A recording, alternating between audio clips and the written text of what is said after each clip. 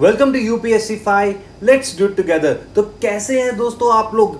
आज इस लेक्चर में हम कवर करने वाले हैं जॉन लॉक के रिमेनिंग टॉपिक्स। हम उनकी थ्योरी ऑफ नेचुरल राइट्स पढ़ने वाले हैं इस लेक्चर में।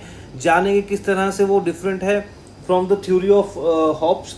वो एक कंपैरिजन करेंगे, जानेंगे। और उनकी सबसे इंपॉर्टेंट राइट टू प्रॉपर्टी बहुत इंपॉर्टेंट है एग्जाम पॉइंट ऑफ व्यू से दोस्तों, ये आज हम कवर करेंगे। फिर हम इनको जानेंगे कि क्यों इनको फादर ऑफ क्लासिकल लिबरलिज्म कहा जाता है, वो आज इस लेक्चर में हम कवर करेंगे। जो राइट टू रेवोल्यूशन है, किस तरह का रेवोल्यूशन को सपोर्ट करते हैं, किन कंडीशंस में सपोर्ट करते हैं, वो हम आज कवर करेंगे। एक फेमस कोटेशन है जॉन लॉक की कि government is a trust and the people are trustee, वो आज हम इस लेक्चर में कवर करेंगे। तो बिना टाइम वेस्ट के दोस्तों चलिए शुरू करते हैं। सबसे पहले दोस्तों हम पढ़ने वाले हैं नेचुरल राइट्स की बात करने वाले हैं। नेचुरल राइट्स के बारे में हम जानेंगे, थ्योरी ऑफ राइट्स के बारे में। तो थ्योरी ऑफ राइट्स की बात करें तो जॉन लॉक ने जहाँ पे 3 थ्योरी ऑफ राइट्स दिए तो हॉब्स ने एक ही दी थी। हॉब्स कहते थे कि राइट टू सेल्फ प्रिजर्वेशन जो है, राइट टू लाइफ जो है, वो सबसे इंपॉर्टेंट नेचुरल राइट है। उस अगर वो हमारा सोवरेन जो है उसको प्रोटेक्ट करने के लिए हम एक सोवरेन, एक ऑल पावरफुल कॉमनवेल्थ लिव्याथियन करके बनाना पड़ेगा। Then only we will be able to protect our right to life. और जो स्टेट ऑफ नेचर है उसमें राइट टू लाइफ बचाना बहुत मुश्किल है, बिकॉज वो it is a continuously state of war. वहाँ पे माइट इज राइट रूल था, जंगल रूल था। लेकिन यहाँ पे जॉन लॉक जो हैं वो थोड़ा डिफरेंट सा कंसेप्ट देते हैं। वो कहते हैं कि यहाँ पे जो स्टेट ऑफ नेचर है वो पीसफुल है, लोग म्यूचुअल कोएग्जिस्टेंस है, यहाँ पे लोग रीजनेबल हैं। और अपना जो रीज़न है वो उनको बताता है कि किस तरह से उनको नेचुरल लॉ और नेचुरल राइट्स को फॉलो करना है। लेकिन 3 नेचुरल राइट्स की यहाँ बात करते हैं जो सबसे इंपॉर्टेंट है। इवन दो अगर हम स्टेट की फॉर्मेशन करते हैं, सोशल कॉन्ट्रैक्ट में जो लोग थे वो साथ में मिलकर अगर सोशल कॉन्ट्रैक्ट बनाते हैं, हम लोगों ने देखा किस तरह से हॉब्स का एक सिंगल सोशल कॉन्ट्रैक्ट था और सिंगल सोशल कॉन्ट्रैक्ट से ही हमारा कॉमनवेल्थ बन जाता था। और वहाँ पे सारी राइट्स लोग थे अपने सरेंडर करते थे एक्सेप्ट वन राइट, जो कि राइट टू लाइफ दोस्तों। लेकिन मैं बात करूंगा जहाँ पे जॉन लॉक के 2 सोशल कॉन्ट्रैक्ट हैं। पहले कॉन्ट्रैक्ट में सिविल सोसाइटी बनती है और दूसरे जो कॉन्ट्रैक्ट है उसमें हमारी गवर्नमेंट की फॉर्मेशन होती है दोस्तों। लेकिन इन दोनों कॉन्ट्रैक्ट के बाद भी, सोशल कॉन्ट्रैक्ट के बाद भी जो है हम सारे राइट्स अपने सरेंडर करते हैं except 3 rights, that is the right to life, liberty and the property, LLP, right to life, liberty and the property. लेकिन क्योंकि जो जॉन लॉक है उनका मानना है कि अगर ये तीनों राइट्स इंसान के पास नहीं होंगे तो कोई भी इंसान अपनी जो लाइफ है वो इन राइट्स के बिना नहीं निकाल सकता। इस सबसे इंपॉर्टेंट जो इन तीनों में से वो है प्रॉपर्टी। लॉक का मानना था अगर प्रॉपर्टी होगी तो तभी हमारी राइट टू लाइफ का कुछ मीनिंग है और तभी हम अपनी लिबर्टी को एंजॉय कर सकते हैं। तो ये तीनों राइट्स जो है it is very fundamental for the existence of the man and they are non transferable, they are इनएलिनेबल।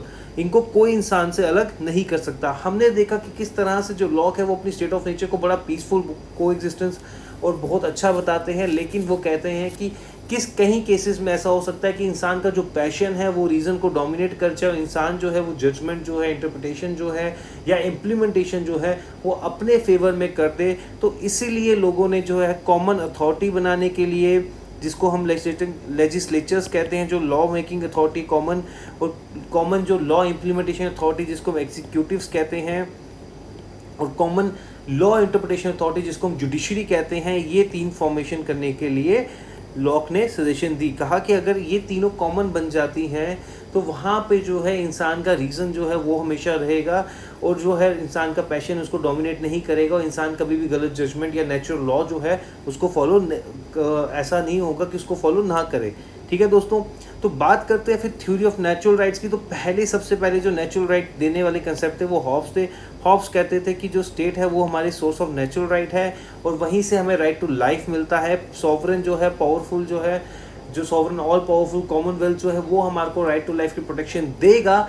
और इफ़ इन केस अगर वो नहीं देगा तो man has a right to resist against the sovereign even.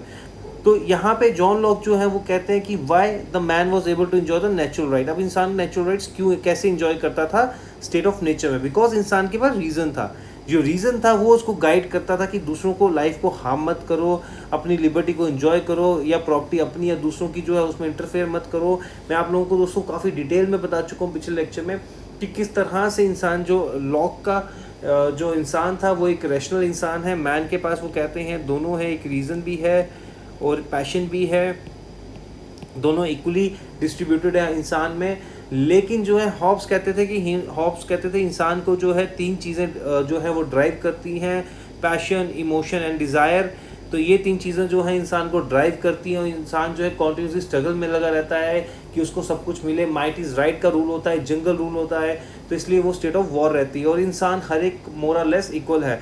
लेकिन hob जो lock है वो कहीं ना कहीं यहाँ से टोटली 180 डिग्री अपोजिट व्यू देते हैं। कहते हैं कि इंसान जो है वो रैशनल ह्यूमन बीइंग है, जो रीज़न है वो इंसान को डिटेक्ट करता है कि किस तरह से हमें नेचुरल लॉ को फॉलो करना चाहिए। और नेचुरल लॉ हमें बताता है, डिफ्रेंशिएट करता है कि क्या सही है क्या गलत है। वो हमें बताता है कि दूसरों की प्रॉपर्टी में इंटरफेयर नहीं करना है हमें, और अपनी लाइफ को जो है वो अपनी प्रॉपर्टीज़ जो है वो अपनी जो हमारी फंडामेंटल राइट्स हैं जो इन्होंने 3 बोले हैं, that is the life, liberty and the property, उसको किस तरह से हमें अपने पास रखना है और इन्जॉय करना है। जो रीज़न है यहाँ पे वो नेचुरल लॉ बताता है। रीज़न देखिए यहाँ पे क्या मतलब है नेचुरल लॉ का। रीज़न से नेचुरल लॉ का ये मतलब है कि हम लोग डिफ्रेंशिएट कर पाते हैं between the right and wrong. Right, इंसान का जो रीज़न है वो हमें डिक्टेट करता है कि हमें नेचुरल लॉ को फॉलो करना है, और वो बताता है हमें कि सही क्या है और गलत क्या है। सही ये है कि हमें दूसरों की प्रॉपर्टी में, उनकी लिबर्टी में, उनकी लाइफ में इंटरफेयर नहीं करना चाहिए, और उनकी लाइफ में ये सब चीज़ों में इंटरफेयर करना गलत है। तो वैसे ही हमारा जो रीज़न है that is capable enough to dictate us to follow the natural law. और नेचुरल लॉ जो है वो इंश्योर करता है कि स्टेट ऑफ नेचर में हमारी जो है नेचुरल राइट्स रहे। लेकिन इन एक्सट्रीम केस लॉक कहते हैं कि it is quite possible that the man, जो जिसमें पैशन भी इक्वली एलिमेंट ऑफ पैशन भी एग्जिस्ट करता है, और वो पैशन जो है अगर वो उसको ओवरकम कर जाए रीज़न को, तो इंसान जो है अपने फेवर में जजमेंट दे सकता है, अपने फेवर में लॉ मेकिंग कर सकता है, अपने फेवर में लॉ इम्प्लीमेंटेशन कर सकता है। तो इसलिए we need to have the common authority, common law making authority, common law implementing authority and common law interpretation authority, जिसको एग्जीक्यूटिव, लेजिस्लेटिव एंड जुडिशरी कहा जाता है। और यहीं से हमारी थ्योरी ऑफ सेपरेशन जो है कहा जाता है कि थ्योरी ऑफ सेपरेशन का जो ओरिजिनेटर हैं वो जॉन लॉक हैं। और आपको मैं बता चुका हूँ कि लोगों कि दोस्तों कि किस तरह से जो यूएस का कॉन्स्टिट्यूशन है वो कहीं ना कहीं मॉडल्ड है, इंस्पायर्ड है बाय द जॉन लॉक के जो व्यूज़ हैं, थॉट्स हैं, उससे इंस्पायर्ड है।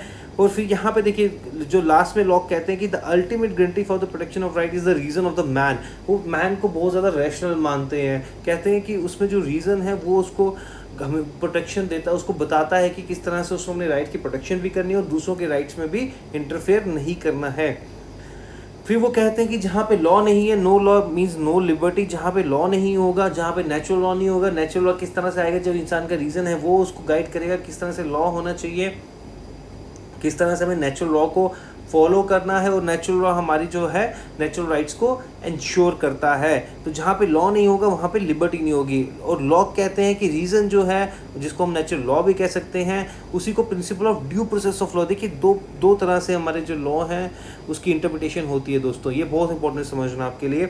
2 तरह से हमारे लॉ की इंटरप्रिटेशन होते हैं। एक होता है procedure establish by law and the second is the due process of law. देखिए जो आर्टिकल 21 है उसमें मेंशन है इंडियन कॉन्स्टिट्यूशन की कि राइट टू लाइफ आपकी जो है वो फंडामेंटल राइट है। Nobody can take away your right to life except procedure establish by law. कि जिस तरह से लॉ में प्रोसीजर एस्टैब्लिश है कि आपको अगर कोई आप एक हीनियस क्राइम करते हैं उसके लिए आपको एक एक्सट्रीम सज़ा मिल सकती है, मतलब एस्टैब्लिश है वो प्रोसीजर ऑलरेडी लॉ में उसके अकॉर्डिंग। लेकिन ड्यू प्रोसेस ऑफ लॉ दोस्तों क्या होता है? ड्यू प्रोसेस ऑफ लॉ का मतलब ये होता है कि आप जो है वो एक फेयरनेस जान सकते हैं कि ये लॉ जो है लोगों के लिए रीज़नेबल है कि नहीं है, लोगों के लिए कितना फेयर है ये लॉ, क्या लोगों के भले के लिए है लॉ की लोगों के भले के लिए नहीं है। आप एक किसी लॉ की जो है एक उसका इम्प्लीमेंटेशन होने के बाद जो है वो आप जज कर रहे हैं कि कितना फेयर है ये लॉ, उसको ड्यू प्रोसेस ऑफ लॉ कहते हैं। आप उसकी गुडनेस जज कहीं ना कहीं जज कर रहे हैं उस लॉ की, तो वो चीज़ को हम ड्यू प्रोसेस ऑफ लॉ कहते हैं। यूएस में इम्प्लीमेंटेड है, इंडिया में भी मेनका गांधी केस के थ्रू यहाँ पे लाया गया, और आज की डेट में ड्यू प्रोसेस ऑफ लॉ बिल्कुल 100% हमारे देश में एप्लीकेबल है। तो ड्यू प्रोसेस ऑफ लॉ के ओरिजिनेटर भी जॉन लॉक है। यहाँ पे कहीं ना कहीं वो देखिए कह रहे हैं जो रीज़न है, देखिए रीज़न जो है वो हमें बताता है कि नेचुरल लॉ को फॉलो करना है, और नेचुरल लॉ क्या है वो हमें बताता है कि सही क्या है और गलत क्या है। कहीं ना कहीं ये एक लॉ का ड्यू प्रोसेस फॉलो कर रहे हैं कि भैया अगर ये लॉ लोगों के लिए अच्छा है, फेयर है, सही है, रीज़न हमें वो सही अलो कर रहा है तो ये लॉ जो है अच्छा है, ड्यू प्रोसेस चेक कर रहे हैं, राइट। तो यहीं से कहीं ना कहीं जो है ओरिजिनेशन होती है ड्यू प्रोसेस ऑफ लॉ की। जॉन लॉक करते हैं यहाँ पे, और यूएस के कॉन्स्टिट्यूशन में ये फंडामेंटल प्रोसेस है ड्यू प्रोसेस। जुडिशरी जो है वहाँ की बड़ी पावरफुल जुडिशरी है, और they follow the due process of law.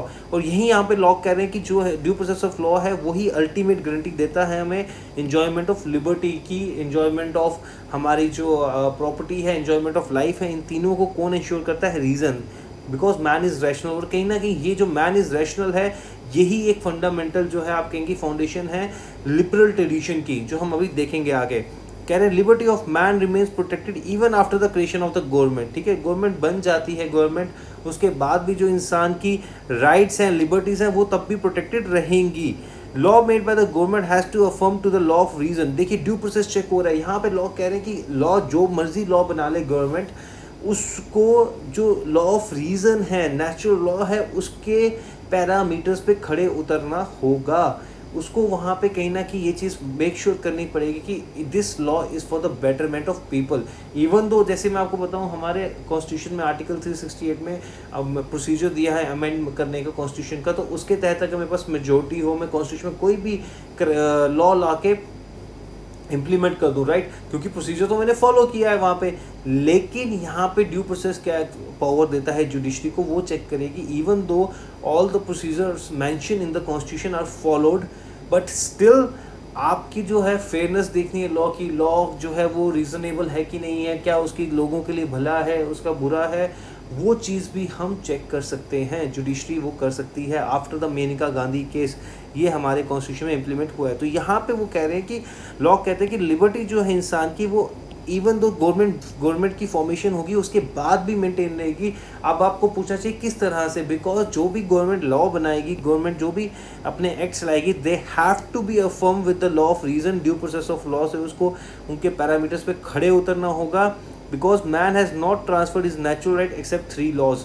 इंसान ने अपनी नेचुरल राइट्स अभी भी अपनी जो है किसी तरह से ट्रांसफ़र नहीं की है, एक्सेप्ट 3 चीज़ों को। 3 हम बेसिक चीज़ें कह सकते हैं, that is the common law making authority, common law implementing authority and the common law interpretation authority, right, interpretating authority.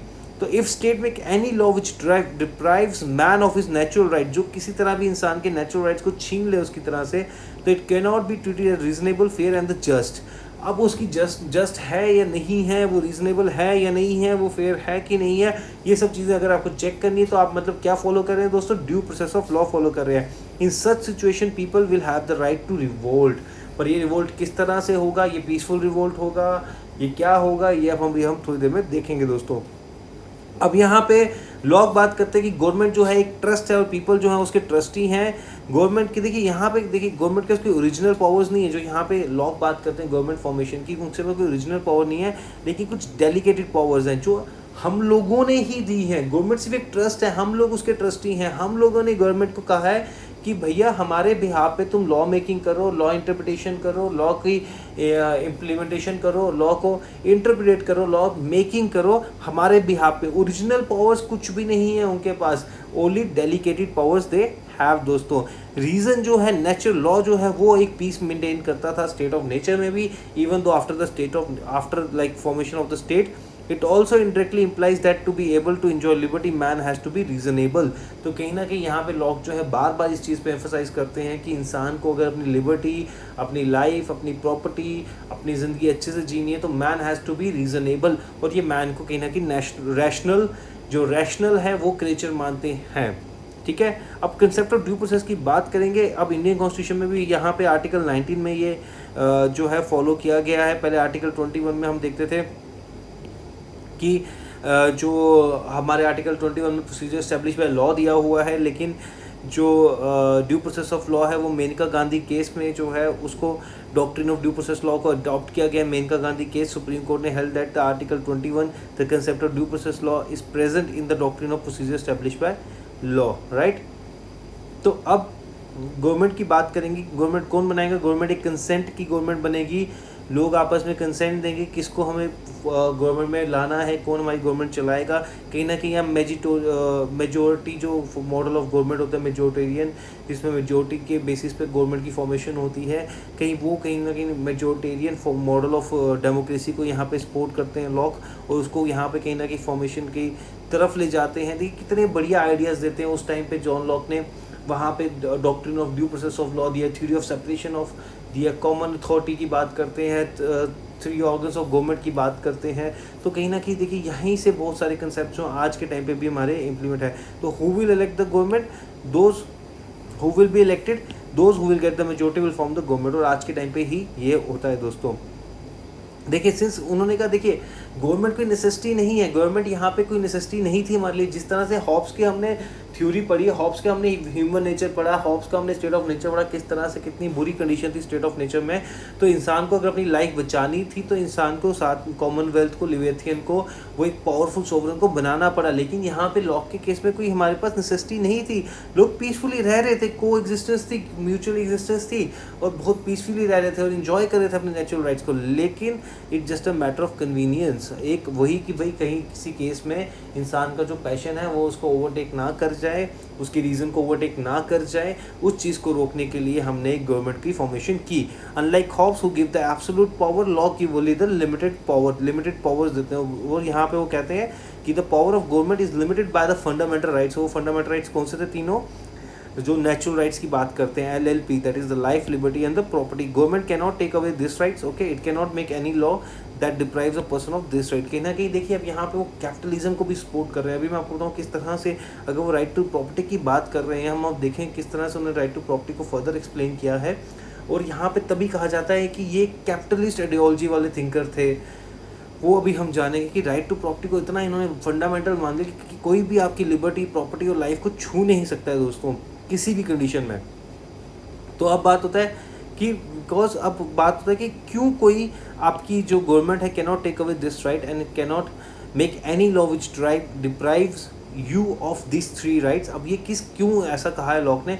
Because वो कहते हैं कि कोई भी जो रीजनेबल पर्सन होगा ना, जो रैशनल ह्यूमन बीइंग होगा, he will never like accept this कि वो अपनी ये राइट्स को विलिंगली ट्रांसफ़र करेगा, ऐसी फंडामेंटल राइट्स को अपनी विलिंगली कभी ट्रांसफ़र नहीं करेगा। Reasonable person will never make such mistake कि वो अपनी तीनों नेचुरल राइट्स को, life, liberty and the property को ऐसे विलिंगली ट्रांसफ़र कर दे किसी भी अथॉरिटी को, किसी भी कंसेंट के बेसिस पे, right. Government has no regional power, एक वो ट्रस्ट है, हम ट्रस्टी हैं उसके, but only delegated power. It has only delegate power given by us for just for the 3 purposes, that is the common law making, implementation and the interpretation, right?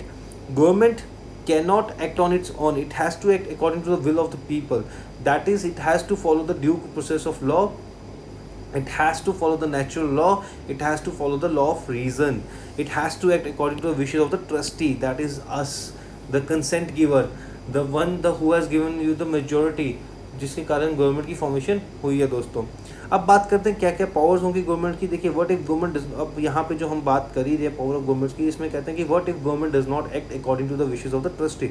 तो क्या होगा ऐसा कि अगर वो हमारे अकॉर्डिंग यहाँ पे एक्ट नहीं करेगी तो इस केस में जो है लोग रिवॉल्ट कर सकते हैं। देखिए हॉब्स ने तो राइट टू रेसिस्ट दे दिया था, उसने कहा था कि अगर आपकी राइट टू लाइफ पे अगर डेंजर आ जाता है किसी भी कंडीशन से, you have every right to resist against the sovereign. लेकिन यहाँ पे जो है लॉक कहते हैं कि you have a right to revolt. पर किस तरह का रिवॉल्ट होगा दोस्तों?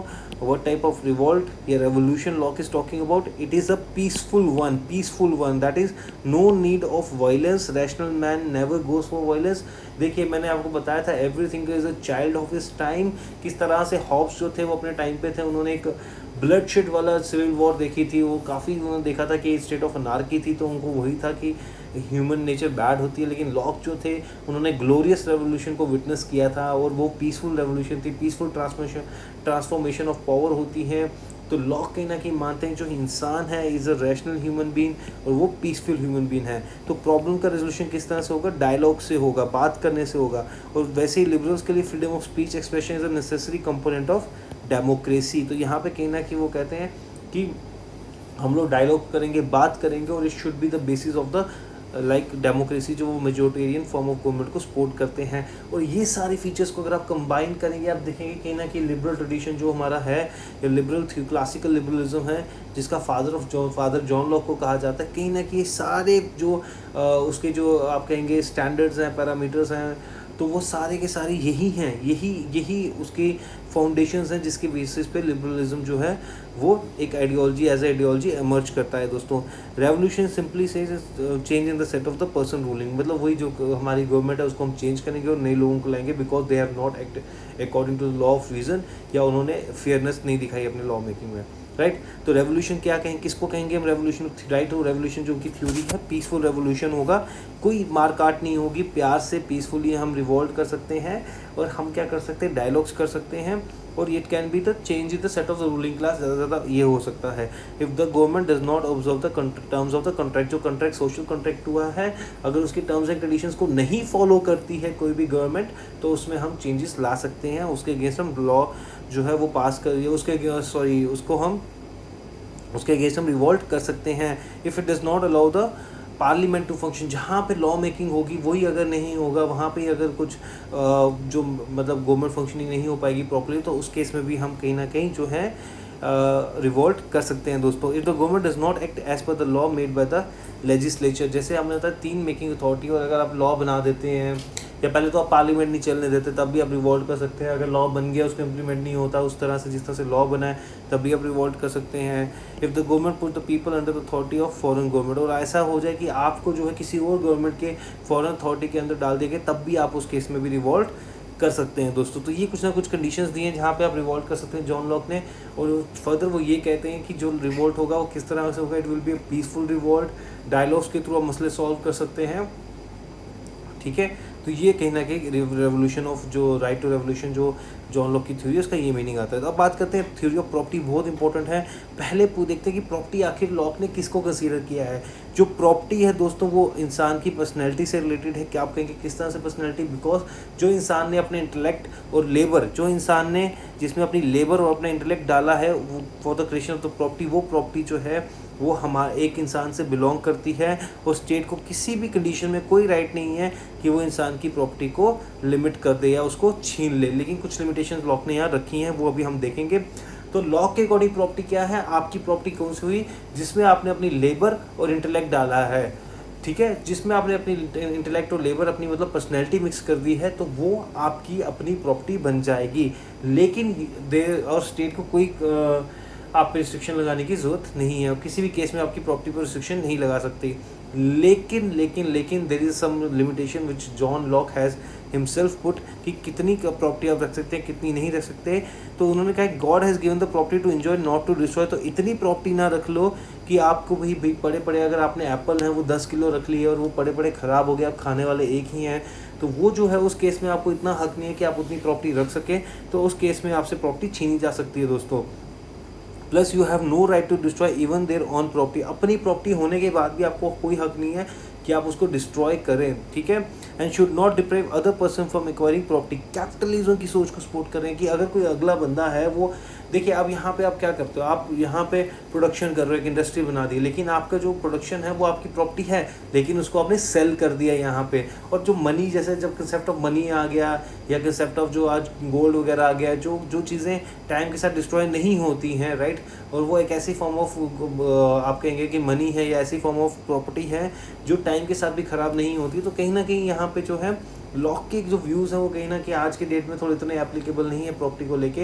ये उस समय बात करते थे नेचुरल रिसोर्सेज की, कि आप इतने नेचुरल रिसोर्सेज या जो फ्रूट्स या वेजिटेबल्स होते थे या जो उस समय अदर चीज़ें होती थी, वो ऐसी चीज़ें इतनी नहीं रख सकते कि वो दूसरों को ना मिले और आप अपने पास पड़े डिस्ट्रॉय कर दें। लेकिन जब मनी का कंसेप्ट आ गया, मेटल्स का कंसेप्ट आ गया, ये सब चीज़ें आ गई, और आप जैसे इंडस्ट्रियल रेवोल्यूशन आ गया, आपने कैपिटलिज्म किया, आपने यहाँ पे प्रोडक्ट्स बनाने शुरू कर दिए, लेकिन वो प्रोडक्ट्स आपकी लेबर लगी है उसमें, लेकिन वो प्रोडक्ट आप बेच रहे हो, राइट, लेकिन उसको डिस्ट्रॉय नहीं होने दे रहे। तो यहाँ पे वो भी चीज़ कहीं ना कहीं लॉक ने जस्टिफाई कर दी कि हाँ वो आप कर सकते हो। तो कहीं ना कहीं यहाँ कैपिटलिज्म की सोच को एक किस्म से सपोर्ट किया है। It should be earn in the rightful manner not by force, किसी को आप फोर्सफुली नहीं अर्न होनी चाहिए, वो आपका सिर्फ राइटफुल मैनर में अर्न होनी चाहिए। अगर ये कंडीशंस मीट होती हैं तो you have a right to property, जिसमें स्टेट की कोई इंटरफेरेंस नहीं होगी।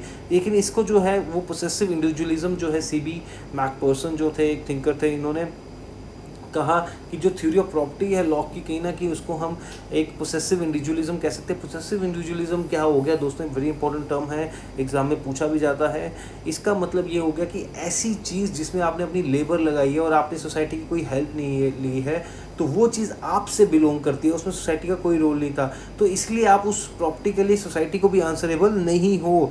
देखिए ये मैं अब यहाँ पे आपको प्रोफेशनल डेफिनेशन बता दूँ, set of belief which regard man position are entirely due to man's own effort. आपकी अपने एफर्ट से कोई चीज़ आपको मिली है, उसमें कोई रोल नहीं है सोसाइटी का, right. Hence you have a no obligation towards the society, hence the man has a no obligation towards the society. तो पोसेसिव इंडिविजुअलिज्म जो है रिफ्लेक्ट करता है psychology of emerging capitalist class, कि अगर आपने अपनी मेहनत से कोई चीज़ ली है तो आपका सोसाइटी की तरफ उसमें कोई ऑब्लिगेशन नहीं बनती है दोस्तों। तो बात करते हैं यहाँ पे father of liberal political tradition क्यों कहा जाता है। अभी तक जितना पढ़ा है उसको अगर हम सम अप करें, इंडिविजुअलिज्म की बात करते हैं, रूल ऑफ लॉ की बात करते हैं, मेजॉरिटी गवर्नमेंट की बात करते हैं, सेपरेशन ऑफ पावर। अगर ये सब मैं आपको दोस्तों बता रहा हूँ कि किन चीज़ों से जो लिबरल ट्रेडिशन है, क्लासिकल लिबरलिज्म है, वो किस चीज़ों से बना है, what are the like different ideologies या concept which liberal tradition has consist of. तो उसमें क्या क्या आता है, इंडिविजुअलिज्म आता है, रूल ऑफ लॉ आता है, मेजॉरिटेरियन गवर्नमेंट आता है, सेपरेशन ऑफ पावर आता है, सोवरेनिटी ऑफ द पीपल आता है, रिप्रेजेंटेटिव डेमोक्रेसी आता है, property rights, civil society, pluralism, tolerance and the right to जज अथॉरिटी।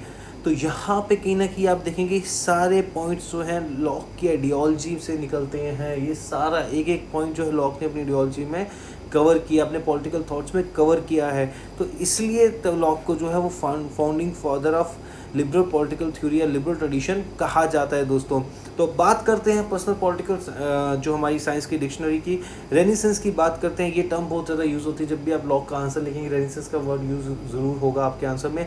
रेनेसेंस का मतलब रीबर्थ जो होता है आपकी क्लासिकल आइडियोलॉजीज या आर्ट या जो कुछ आपके कंसेप्ट है जो उसको रीबर्थ किया जाए, रिवाइवल किया जाए due after the dark age. हमने देखा मेडिवल में किस तरह से एक डार्क एज थी, एज ऑफ रिलीजन था, कोई वहाँ पे पॉलिटिकल थॉट्स की इमर्जेंस नहीं होती, लेकिन हम जो हमारे एंशियंट थॉट्स है उसका रिवाइवल करते हैं, तो उसको रीबर्थ करते हैं, तो उसको रेनेसेंस कहा जाता है। Theory of separation of power मतलब 3 ऑर्गन्स जो हैं गवर्नमेंट के, legislature and the executive and the judiciary, ये तीनों जो हैं अपने सेपरेटली वर्क कर रहे हैं। हमने देखा कि किस तरह से जब गवर्नर जनरल ऑफ इंडिया होता था ब्रिटिश रूल के तब, उसी के पास लॉ मेकिंग पावर होती है, उसका एग्जीक्यूटिव पावर्स होती है, उसका जुडिशरी पावर्स होती थी। लेकिन जो है जब ये तीनों अलग सेपरेट बॉडीज़ बन जाती है तो उसको सेपरेशन ऑफ पावर करते हैं। इसका बेनिफिट होता है एक दूसरे पे ये चेक रख सकते हैं, तो इसका ये फ़ायदा रहता है दोस्तों।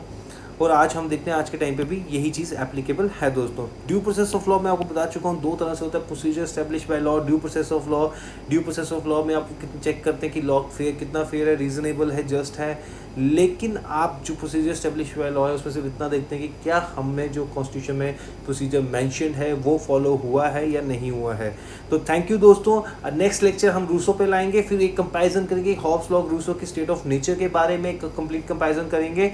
तो stay tune, please subscribe and like and share the lecture and share the channel. और थैंक यू सो मच दोस्तों।